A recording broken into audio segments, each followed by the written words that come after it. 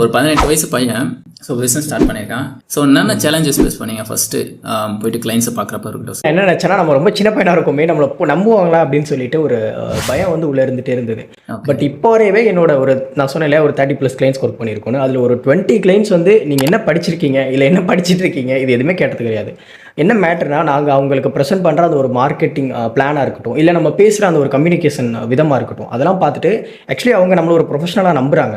அதேமாதிரி நம்ம ஒர்க் பண்ணுறப்போ நம்ம ரிசல்ட்டும் அவங்களுக்கு அந்த மாதிரி இருக்குது. அதனால் அவங்க நான் என்ன படிக்கிறேன்னு கூட இது வரையும் என்னோட நிறைய கிளைண்ட்ஸ் கேட்டதில்லை. நானே சொல்லுவேன், ஆக்சுவலி நான் காலேஜ் ஸ்டூடெண்ட் சார்.